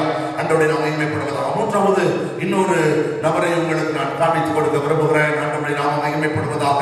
2 ராஜாக்களின் புஸ்தகம் 5ஆம் அதிகாரம் 27வது வசனம். 2 ராஜாக்களின் புஸ்தகம் 5ஆம் அதிகாரம் 27வது வசனத்தை வாசியுங்கள். ஆகையால் நாகமானின் குஷ்டரோகம் உன்னையும் உன் சந்ததியாரையும் என்றென்றைக்கும் பிடித்திருக்கும் என்றால் உடனே அவன் உறைந்த மலை நிறமான குஷ்டரோகியாகி அவன் சமூகத்தை விட்டு புறப்பட்டு போனான். எலிசா தீர்க்கதரிசி தன்னுடன் வேலையாளா இருக்கிற கேயாசியின் மேலா இந்த சாபத்தை அவன் போடுகிறார். ஆண்டவருடைய நாமம் மகிமைப்படுவதா. இந்த சாபம் அவன் போட்ட உடனே இந்த சாபம் பிடித்தது. அவன் மேலே குஷ்டரோகம் என்கிற வியாதி உடனே வருகிறது. ஆண்டவருடைய நாமம் மகிமைப்படுவதா. இந்த வியாதி இவனுடைய வாழ்க்கையில் ஏன் வந்தது? இவன் செய்த பாவத்தினாலே இவனுடைய வாழ்க்கையில் இந்த வியாதி வந்தது. கவனியுங்கள், பாவத்தினால் வரக்கூடிய வியாதி என்பது ஒரு சாபம். சாதாரணமாய் வருகிற வியாதிக்கும் பாவத்தினால் வருகிற வியாதிக்கும் வித்தியாசம் உண்டு. சாதாரணமாய் வருகிற வியாதி ஒரு மருத்துவரிடத்திலே போகும்போதோ நாம் ஜெபிக்கும் போதோ அந்த வியாதி சுகமாகிவிடும். ஆனால் பாவத்துக்கு ஏதுவான வியாதி நிமித்தமாய், பாவத்துக்கு ஏதுவானது நிமித்தம், பாவம் செய்தது நிமித்தம் ஒரு மனிதனுடைய வாழ்க்கையில் வியாதி வறுமை என்றால் அது ஒரு சாபமாய் மாறி போகும். இங்கே பாருங்கள், இந்த கேயாசுடைய வாழ்க்கையில் இவன் செய்த பாவத்து நிமித்தமாய் ஒரு சாபம் வருகிறது இவன் மேல். முந்தைய அதிகாரங்களை நாம் வாசிப்போமே என்றால் சீரிய தளபதியாகிய நாகமான் குஷ்டரோகம் அவனுக்கு பிடித்திருந்தது. குஷ்டரோகம் அவனுக்கு பிடித்திருந்தபடியினாலே இவனுடைய குஷ்டத்திலிருந்து விடுதலையாக்கப்படுவதற்கு என்ன செய்வது என்று சொல்லி தெரியாமல் வேதனையோடு கூட இருந்தால் ஒரு சிறு பெண் எலிசா என்கிற தீர்க்கதரிசியை அறிமுகம் செய்து வைக்கிறார். நீ அவர்கிட்ட போன அப்படின்னா உன்னுடைய குஷ்டம் மாறி போய்விடும் என்று சொல்லி அறிமுகம் வைக்கிறார். உடனே இந்த நாகமான் ஐயோ அந்த தீர்க்கதரிசியில போவோம் அப்படின்னு சொல்லி எலிசா தீர்க்கதரிசியின் இடத்துல வருகிறான். தீர்க்கதரிசியின் இடத்துல வந்த போது தீர்க்கதரிசி நாகமானை பார்த்து சொல்லுகிறார், நீ யோர்தான் என்கிறதான அந்த நதியில் போய் 7 முறை நீ மூழ்கி ஸ்நானம் பண்ணு. அப்படி நீ ஸ்நானம் பண்ணும் பொழுது உன்னுடைய குஷ்டரோகம் மாறி போய்விடும் என்று சொல்லுகிறார். உடனே இந்த நாகமான், இந்த படை தளபதி, இந்த தளபதி இவன் யோசித்தான், ஐயோ இந்த தீர்க்கதரிசி ஏதாவது ஒரு பெரிய ஒரு காரியத்தை எனக்கு சொல்லுவார் என்று நினைத்தேன்.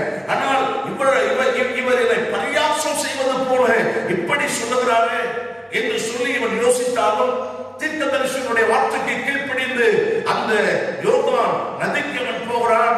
அங்கே போய் 7 முறை ஸ்நானம் பண்ணுகிறான். அப்படி ஸ்நானம் பண்ணும் பொழுது வேதம் சொல்கிறது அவனுடைய குஷ்டம் மாறி சிறு பிள்ளையினுடைய சரீரத்தை போல அவனுடைய சரீரம் மாறியது. அவன் சொல்லுங்கள் அல்லேலூயா. அவன் குணமாக்கப்பட்டான், சுகமாக்கப்பட்டான்.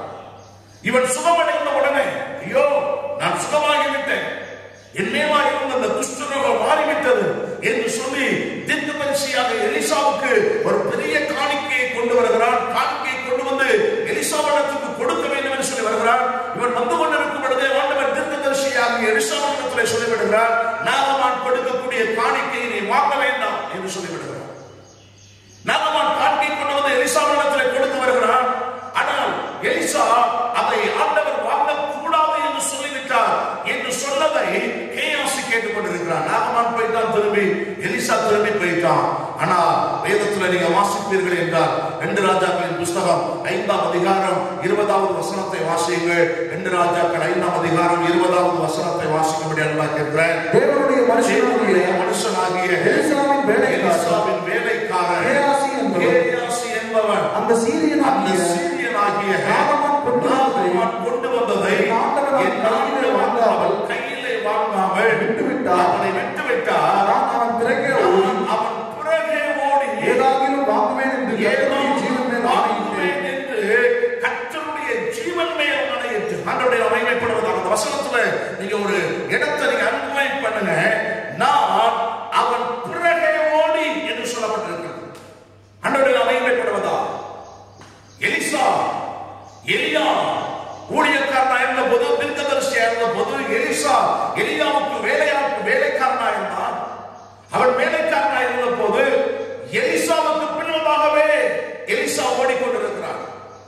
ஆண்டவர் எப்போ உன்னை எடுத்துக்கொள்வார், எப்ப எடுத்துக்க போறார், எப்ப எடுத்துக்கொள்வாரோ தெரியல அப்படின்னு சொல்லி எலியாவுக்கு பின்னாலேயே ஓடுகிறார். அப்படி ஓடி அப்படின்னாலே எலியா எடுத்துக்கொள்ளப்பட வேண்டிய ஒரு நேரம் வந்த போது ஆண்டவர் இப்ப என்னை எடுத்துக்கொள்ள போகிறார், உனக்கு என்ன வேணும் அப்படின்னு கேட்கும் போது உம்மிடத்தில் இருக்கக்கூடிய ஆவியின் வரம் 2 மடங்கு எனக்கு வேணும் அப்படின்னு சொல்லி தன்னுடைய ஊழியக்காரனாகிய எலியாவை மட்டுமே இவன் பின்பற்றி போனான். ஆனா அந்த கேயாசி பாருங்க, எலிசா அப்படி பின்பற்றி போனதால 2 மடங்கு வல்லமையை பெற்றுக் கொண்டான். எலியாவிடத்தில் இருந்த வல்லமையை 2 மடங்கு பெற்றுக் கொண்டான். இந்த கேயாசி அதை விட எலிசாவிடத்தில் இருந்த வல்லமையை விட 2 மடங்கு அதிகமாய் பெற்றிருக்க வேண்டும். தன்னுடைய ஊழியக்காரனை பின்பற்றி போயிருக்க வேண்டும். ஆனால் இந்த கேயாசி தன்னுடைய ஊழியக்காரனை பின்பற்றாமல் பணத்துக்கு பின்பதாக, நாகமானுக்கு பிறகு பணத்துக்கு பின்னால இவன் ஓடுகிறான். ஆண்டவருடைய நாமம் மகிமைப்படுவதா? அது ஆண்டவருடைய பார்வையில் சாபமாய் இருந்தது. ஆண்டவருடைய நாமம் மகிமைப்பட்டது. அநேக தன்னுடைய வாழ்க்கையிலே ஒரு தேவனுடைய பிள்ளை கர்த்தருக்கு பின்னால போகிறதற்கு பதிலாக இன்றைக்கு அநேக மனிதனை பின்பற்றி போகக்கூடிய வாழ்க்கை இருப்பதை பார்க்கலாம். இன்றைக்கு உங்களுடைய வாழ்க்கையில் நீங்க கர்த்தருக்கு மட்டும், கர்த்தரை மட்டும் பின்பற்றி போக, மனுஷனுக்கு பின்னால ஓடணும்னு நினைக்காத. ஆண்டவருடைய நாமம் மகிமைப்படுவதா? உங்களுக்கு தேவையான சுகம், உங்களுக்கு தேவையான ஆசீர்வாதம், உங்களுக்கு தேவையான எல்லா நன்மைகள் உங்களை அழைத்த தேவன் உங்களுக்கு தருவார். மனிதனுக்கு பின்னால ஓட வேண்டும் என்று நினைத்து மனிதனுக்கு பின்னால நீங்க ஓடுவீர்கள் என்றால் உங்களுடைய வாழ்க்கையில் குஷ்டரோகம் வரும், உங்களுடைய வாழ்க்கையில் வியாதிகள் வரும், உங்களுடைய வாழ்க்கையில் நீங்கள் பாடுபட வேண்டிய நிலைமைகள் ஏற்பட்டுவிடும். ஆண்டவருடைய நாமம் மகிமைப்படுவதா? அழைத்தவர் உங்களோடு கூட இருக்கிறார். மனுஷனுக்கு பின்னால, பணத்துக்கு பின்னால உங்களுடைய வாழ்க்கையில் போக வேண்டும் என்கிற எண்ணம் ஒருபோதும் இருக்க வேண்டாம். கைகளை உயர்த்திக்கத்தில் மகிமைப்படுத்துவோம். அல்லேலூயா. கர்த்தருக்கு பின்னால போகும். இன்னைக்கு அநேகருடைய வாழ்க்கையில ஏராளமான வாய்மானத்தோடு இன்னைக்கு வாழ்ந்து கொண்டிருக்கிறார்கள். இன்னைக்கு அநேக விசுவாசிகள் 2 மனமுடையவர்களாக இருக்கிறார்கள். இன்னைக்கு விசுவாசிகள் இரட்டை வேடம் போடுகிறவர்களாக இருக்கிறார்கள். சேர்ச்சில் ஒரு வேடம், வெளியே ஒரு வேடம். அநேக பாஸ்டர்ஸே அப்படி 2 வேடம். சபையில பலிபீடத்துல ஒரு வேடம், வெளியே ஒரு வேடம். விசுவாசிகளுடைய வீட்டுக்கு போனா ஒரு வேடம், இன்னொரு இடத்துக்கு போனா ஒரு வேடம். பணக்காரங்க வீட்டுக்கு போனா ஒரு வேஷம், இன்னும் ஏழ்மையானவங்க வீட்டுக்கு போனா ஒரு வேஷம். இன்னைக்கு அநேக மாய்மான பக்தி, மாய்மானமான வாழ்க்கை, 2 மனநிலைமையில் ஓடுகிற சூழ்நிலையில் இன்னைக்கு இருக்கிறார்கள். எரேமியாவின் தீர்க்கதரிசனத்தின் புஸ்தகம் 17வது அதிகாரம் 5, 6, 7, 8 இந்த வசனங்களை நீங்கள் குறித்து வைத்துக் கொள்ளுங்கள். நீங்க வேதத்தை எடுத்து நீங்க மெதுவா வாசிங்க. எனக்கு நேரம் இல்லை, நான் வேகமாக சொல்லுறேன். மனுஷனை நம்பிக்கை வைத்து மாமிசமானதை தன் புயமரமாக்கி கொண்டு கர்த்தரை விட்டு விலகுகிற இருதயம் உள்ள மனுஷன் சபிக்கப்பட்டவன் என்று கர்த்தர் சொல்லுகிறார் என்று சொல்லப்படுகிறது. மனுஷனை நம்பிக்கை வைத்து மாமிசமானதை தன் புயமரமாக்கி கொண்டு கர்த்தரை விட்டு விலகுகிற இருதயம் உள்ள மனுஷன் சபிக்கப்பட்டவன். ஆனால் வசனம் சொல்ல போன செடியை போலிருந்து நன்மை வருகிறதை காணாமல் வனாந்தரத்தில் வறட்சியான இடங்களிலும் குடியில்லாத உபரி நிலங்களிலும் தங்குவான். 7வது வசனம் சொல்கிறது, கர்த்தர் மேல் நம்பிக்கை வைத்து கர்த்தரை நம்பிக்கையாய் கொண்டிருக்கிற மனுஷன் பாக்கியவான்.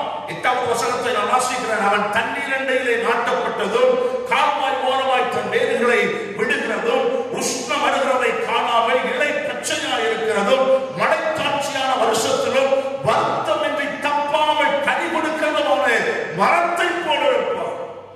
கர்த்தரை நம்புகிறவர்கள் எப்படி இருப்பார்கள், கர்த்தரை நம்பாமல் மனுஷன் மேல் நம்பிக்கை வைக்கிறவர்கள் எப்படி இருப்பார்கள் என்று எரேமியா தீர்க்கதரிசி மிகவும் தெளிவாக இந்த இடத்திலே குறிப்பிடுவதை பார்க்கிறோம். மனுஷன் மேல் நம்பிக்கை வைக்கிறவர்கள் அன்றைய நாம் மகிமைப்படுவதாக வேதம் சொல்லுகிறது. அவர்கள் சபிக்கப்பட்டவர்கள். ஆனால் யார் ஒருவர் கர்த்தர் மேல் நம்பிக்கை வைக்கிறார்களோ, கர்த்தர் மேல் நம்பிக்கை வைப்பார்கள் என்று சொன்னால் அவருடைய வாழ்க்கையில் ஒருவேளை மழை பெய்யாமல் போகலாம், ஒருவேளை அவருடைய வாழ்க்கையில் பனி பெய்யாமல் போகலாம், ஒருவேளை அவருடைய வாழ்க்கையில் மிகவும் நெருக்கமான சூழ்நிலை இருக்கலாம். எப்படிப்பட்ட சூழ்நிலை இருந்தாலும் கர்த்தரை நம்பி இருக்கிறபடியால் வேதம் சொல்கிறது, அன்றைய நாம மகிமைப்படுவதாக, அவர்களுடைய இலை பச்சையாக இருக்கிறதும் மழை தாட்சியான வருஷத்திலும் வருத்தமின்றி தப்பாமல் கனி கொடுக்கிறதுமான மரத்தை போல இருப்பார் என்று சொல்லப்பட்டிருக்கிறது. கைகளை உயர்த்துகிற மகிமைப்படுத்துங்க.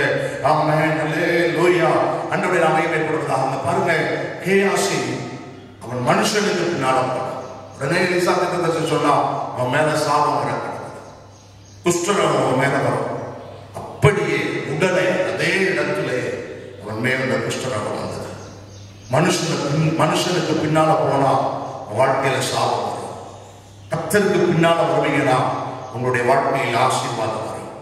ஊழியத்தின் பாதையில் 25 ஆண்டுகளுக்கு மேலே ஆண்டவருடைய ஊழியத்தை செய்து கொண்டிருக்கிறேன். பணத்துக்காக ஒரு மனுஷனுக்கு பின்னாலே இதுவரைக்கும் போகுது. அப்படி நான் போகாதபடினா ஆண்டவர் என்னை பட்டினி போட்டுட்டா, நான் ஒன்னும் இல்லாம போயிட்டேன் அப்படின்னு நான் சொல்லல. கர்த்தர் என்னை ஆசீர்வாதமாய் நிறைவாய் வைத்திருக்கிறார். நான் நம்பி இருப்பது கர்த்தரை, மனிதனை இல்லை. வெள்ளக்குச்சிக்கு வந்த எந்த மனுஷனையும் நம்பி வரல. அன்றோடைய நான் மகிமைப்படுவதா, அவ்வளவு பெரிய சபை, அவ்வளவு பெரிய வீடு, அவ்வளவு பெரிய சொத்துக்கள் எல்லாம் இருந்தாலும் அதெல்லாம் விட்டுட்டு அன்றோடைய நான் மகிமைப்படுவதா, ஆண்டவரை நம்பி வந்த எந்த மனுஷனையும் நம்பி வரல. அன்றோடைய நான் மகிமைப்படுவதா, இன்றைக்கு நான் ஆசீர்வாதமாக இருப்பதற்கு காரணம், எல்லா சூழ்நிலைகளிலேயும் கர்த்தர் என்னை ஆசீர்வதித்து வைத்திருப்பதனுடைய காரணம், கர்த்தரை மட்டும் பிரியப்படுத்தி கர்த்தருக்கு பின்னால போகிறதுனால. உங்க வாழ்க்கையில உங்களுக்கு நான் சொல்லிக் கொடுக்கிறேன், மனுஷனுக்கு பின்னால ஒரு நாள் போகாதங்க, கர்த்தரை பிரியப்படுத்தி பாருங்க. ஆண்டவர் நிச்சயமாய் உங்களோடு கூட இருந்து உங்களை ஆசீர்வதிக்கிறத பார்ப்பீங்க. ஆமென் சொல்லுங்கள். அல்லேலூயா.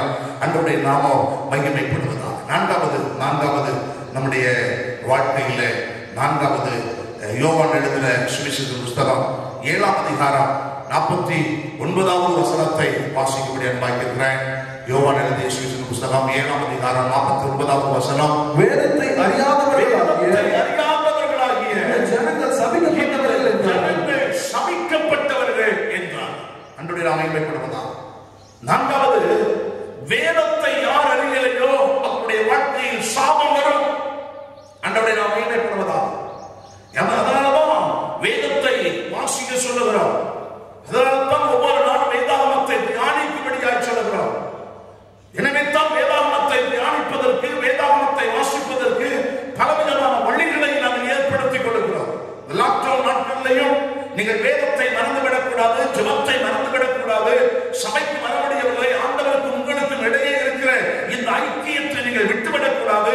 சபைக்கு வராமல் இருந்தாலும் சபைக்கும் உங்களுக்கும் இடையே இருக்கக்கூடிய தொடர்பு, நீங்க உங்களுக்கும் பாஸ்டருக்கு இடையே இருக்கிற தொடர்பு, கிறிஸ்துவுக்கும் உங்களுக்கும் இடையே இருக்கக்கூடிய தொடர்பு, வேதத்துக்கும் உங்களுக்கும் இடையே இருக்கிற அந்த தொடர்புல பின்னடைவு ஏற்படக்கூடாது என்பதற்காக இந்த லாக்டவுன் நாட்களிலேயும் உங்களோடு பலவிதமான ஊழியங்களில் நாங்கள் தொடர்ந்து செயல்பட்டுக் கொண்டே இருக்கிறோம். காரணம் என்ன?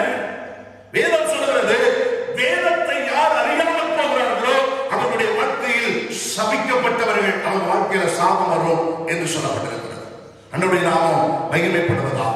யோவான் 16ஆம் அதிகாரம் 8வது வசனம் விதமாய் சொல்கிறது, அவர் வந்து பாவத்தை குறித்தும் நீதியை குறித்தும் நியாய தீர்ப்பை குறித்தும் உலகத்தை கண்டித்தும் உணர்த்துவார் என்று சொல்லப்படுகிறது.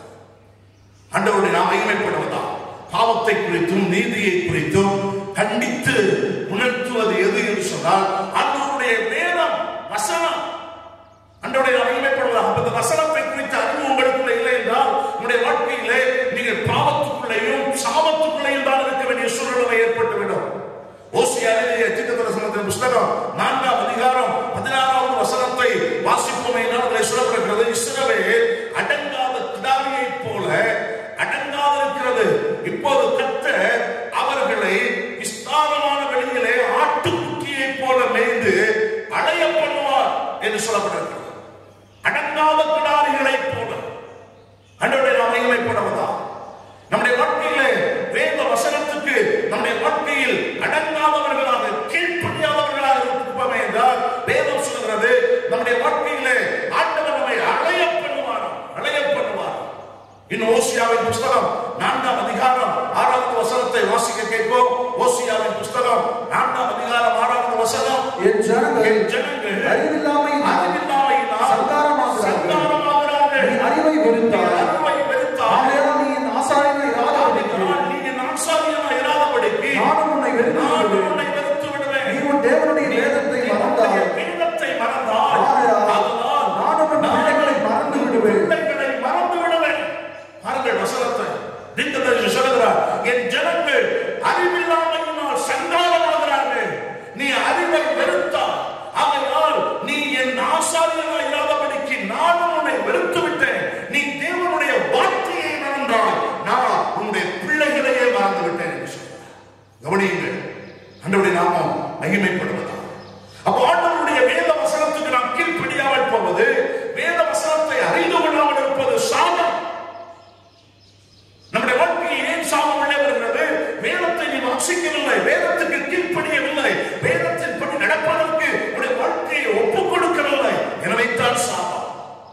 சங்கீதத்தின் புத்தகம் 1ஆம் சங்கீதம் 2வது வசனம் விதமாக சொல்கிறது, கர்த்தருடைய வேதத்தில் பிரியமாக இருந்து இரவும் பகலும் அவருடைய வேதத்தில் தியானமாக இருக்கிற மனுஷன் பாக்கியவான். நாமே சொல்லுங்கள் அல்லேலூயா. ஆண்டவருடைய நாமம் மகிமைப்படுவதாக. வேதத்தை நீங்கள் வாசிப்பீர்கள் என்றால், வேதத்தை நேசிப்பீர்கள் என்றால் உங்களுடைய வாழ்க்கையில் ஆசீர்வாதம் வரும்.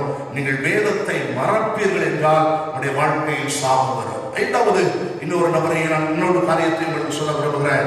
1 கொரிந்தியர் நிருபம் 16ஆம் அதிகாரம் 22வது வசனத்தை வாசிக்கும்படி நான் கேட்கிறேன். 1 கொரிந்தியர் 16ஆம் அதிகாரம் 22வது வசனத்தை வாசிப்போம். ஒருவன் கர்த்தராகிய இயேசு கிறிஸ்துவினிடத்தில்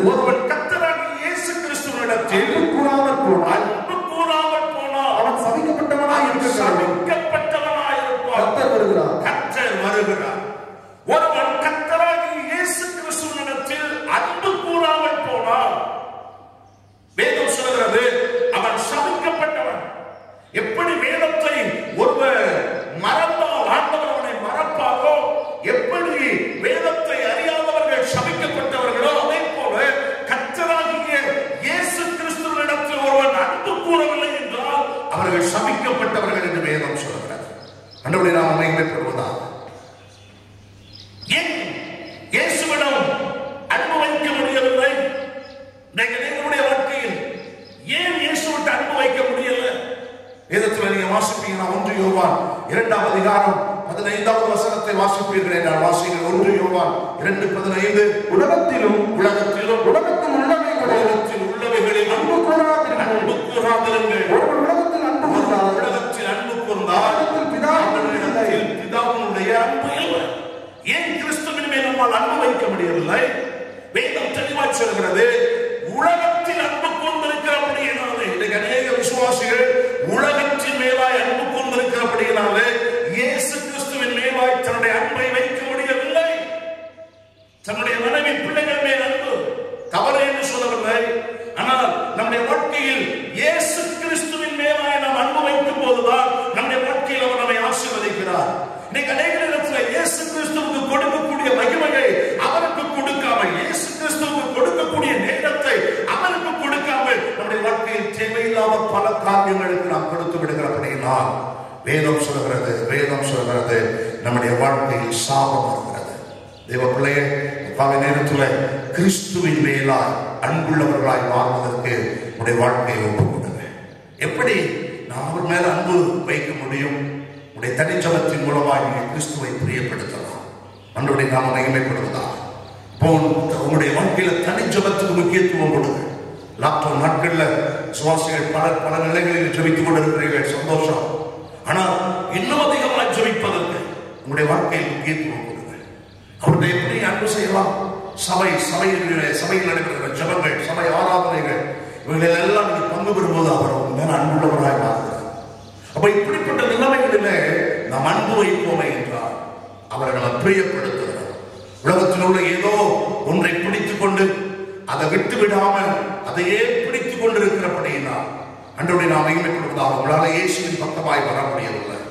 இந்த காலை நேரத்தில் அவருடைய வார்த்தைகளை கேட்டுக்கொண்டிருக்கிற நீங்க அதை விட்டுட்டு இயேசுவை பிடித்துக் கொள்வீர்கள் என்றால் உங்க மேல இருக்கக்கூடிய எல்லா சாபத்தையும் இயேசு ஏற்கனவே கல்வாரி சிலுவையில் சுமந்து விட்டார்.